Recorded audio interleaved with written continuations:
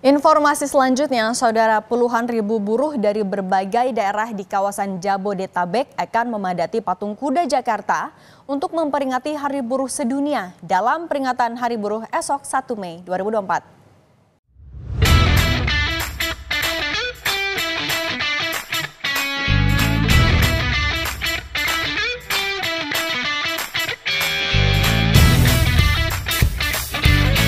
Assalamualaikum warahmatullahi wabarakatuh. Salam sejahtera bagi kita semua. Salam Om Swastiastu, Namo Buddhaya, salam kebajikan. Masih bersama dengan Intel Donat yang pada malam hari ini tentu akan memberikan dan menyampaikan beberapa informasi-informasi penting ya. Tentu masih dalam dunia politik.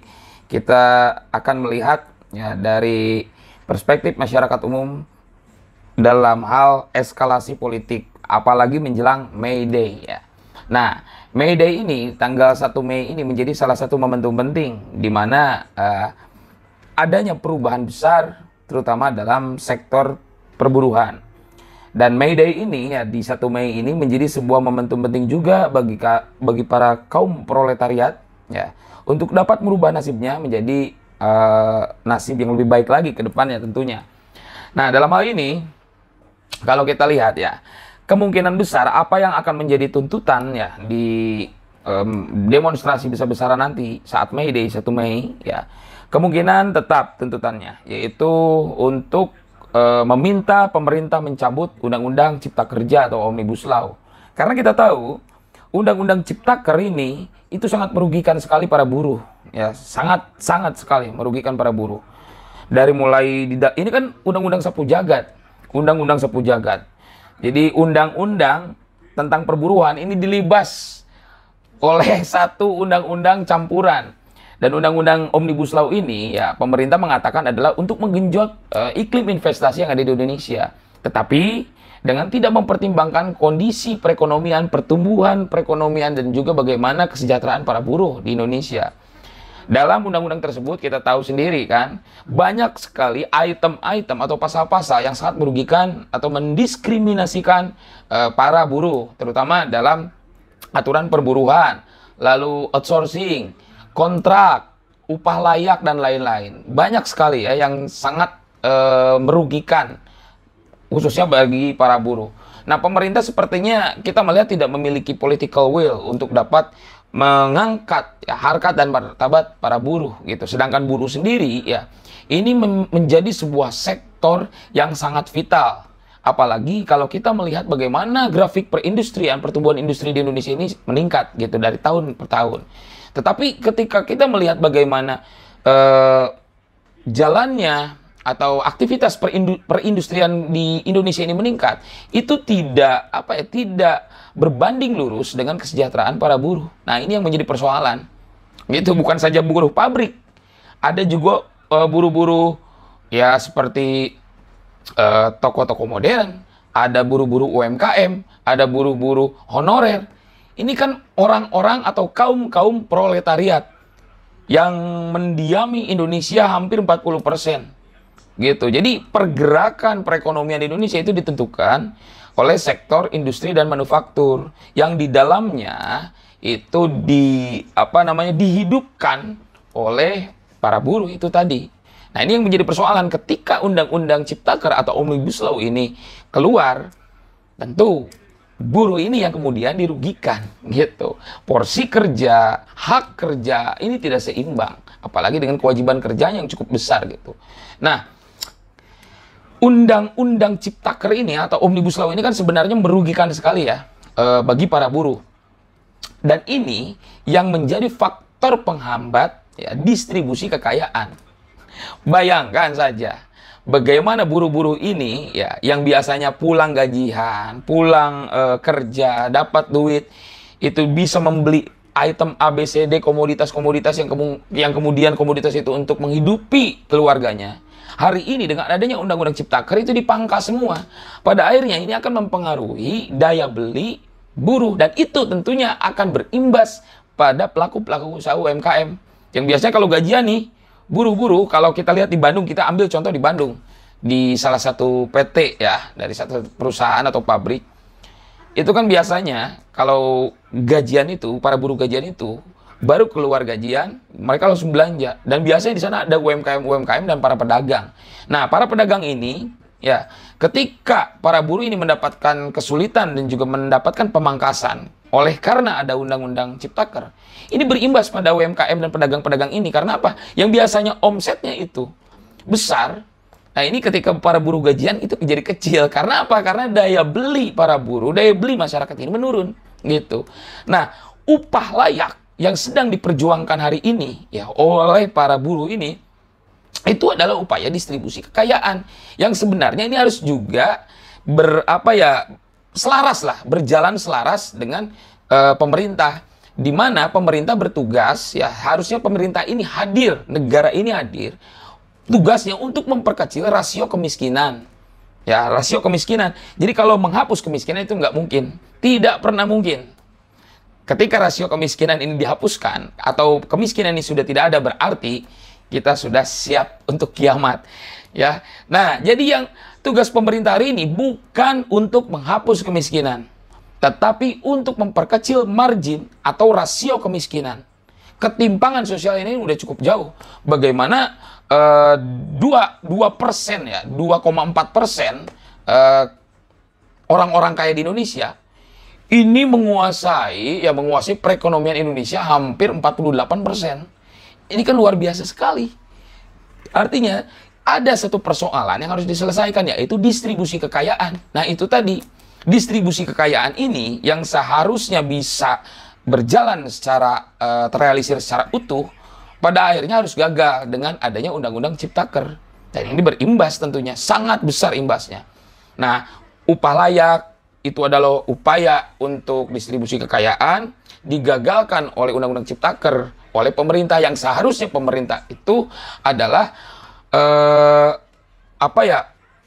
sebuah badan atau lembaga atau entitas negara untuk membuat, yang memiliki kewenangan untuk membuat sebuah aturan, sebuah regulasi, ya, yang kemudian aturan tersebut bisa menjadi sebuah jalan keadilan bagi para buruh, bisa membuat para investor-investor di Indonesia ini bisa berjalan usahanya, dan pemerintah ini bisa berjalan dengan stabilitas politik yang nggak ada gangguan sama sekali. Kan harusnya seperti itu. Hari ini pemerintah bukannya membuat sebuah regulasi yang memberikan keadilan bagi buruh, yang memberikan kelancaran bagi para investor untuk usaha di Indonesia.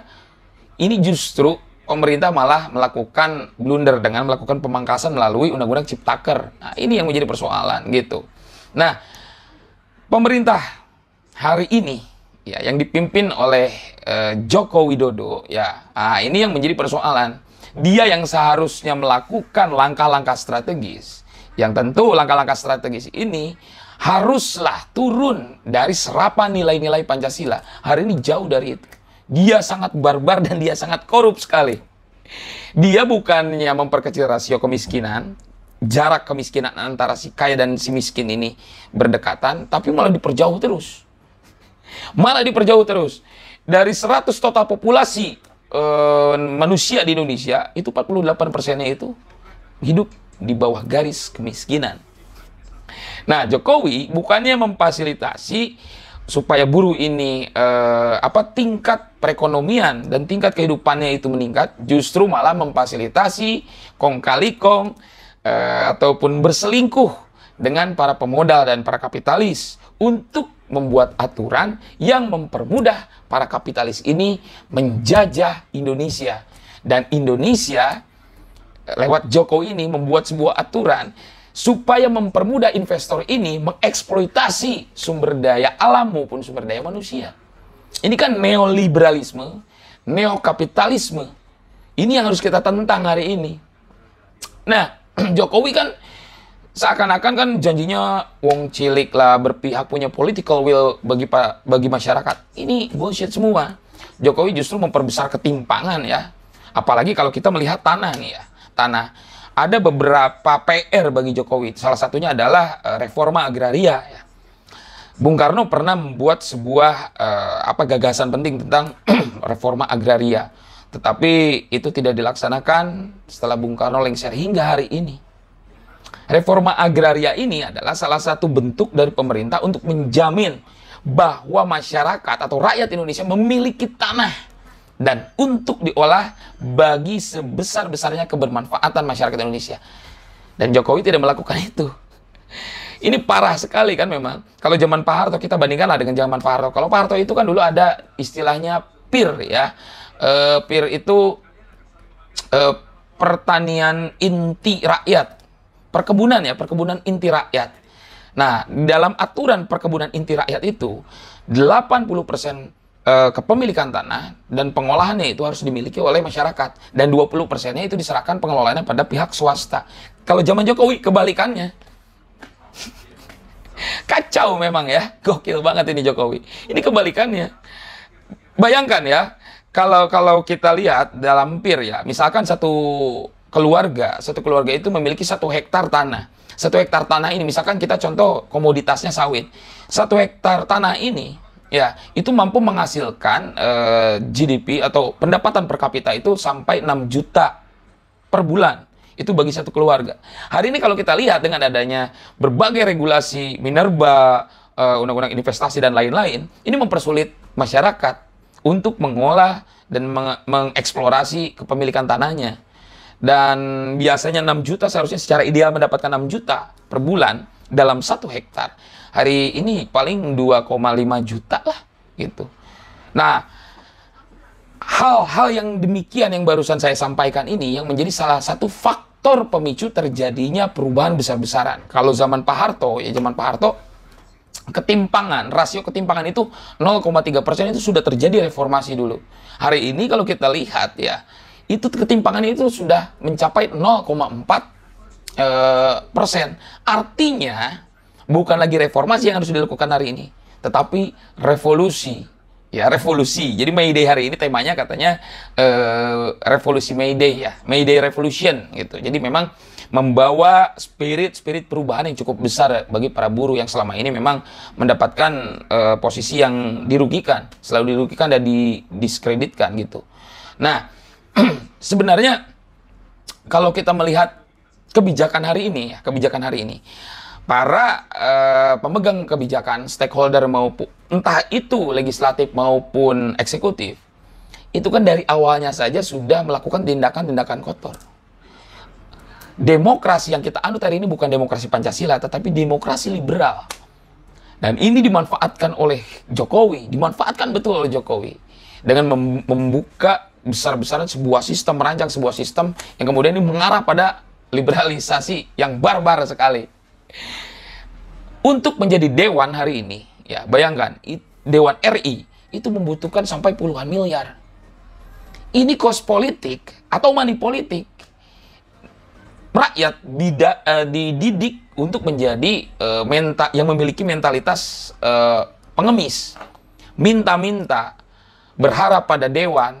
Dia tidak bisa berdiri sendiri, hanya berharap pada bantuan pemerintah. Lalu mau bagaimana? Kita tidak bisa membayangkan Indonesia 20 atau 30 tahun ke depan jika mentalitas Indonesia, rakyat Indonesia hari ini seperti ini. Manja.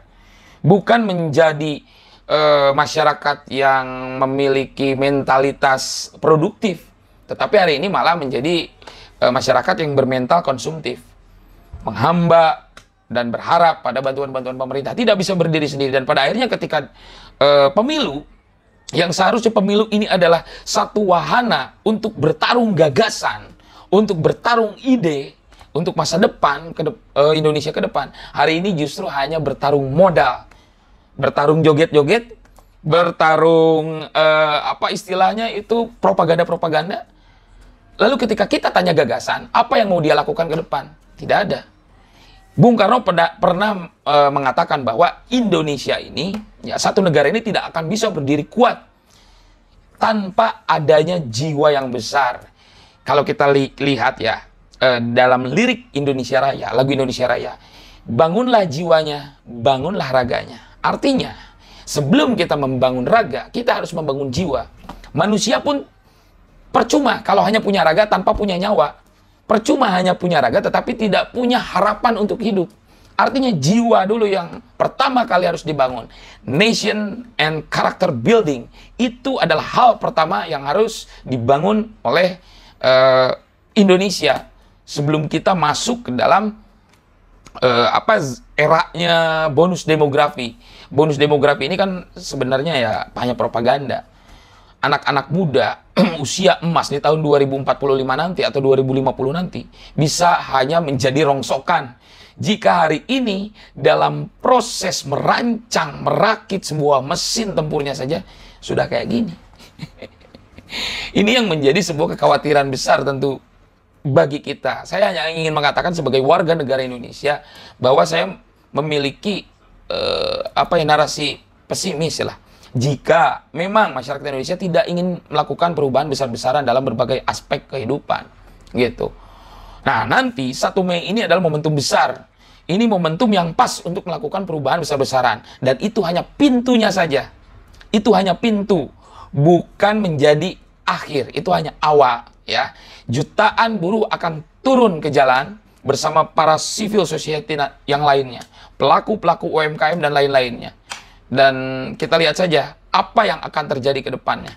Mudah-mudahan di May Day atau Hari Buruh nanti kita mendapatkan sebuah perubahan yang besar. Minimal kita mendapatkan gambaran besar ke depannya, sebuah narasi besar dalam sebuah ide, ya, yang akan kita tuntut pada pemerintah. Saya tidak akan menyalahkan siapapun, saya tidak menyalahkan Jokowi, saya tidak menyalahkan pemerintah, tapi saya hanya ingin bertanya, siapa yang bertanggung jawab ketika kondisi bangsa kita ini seperti ini.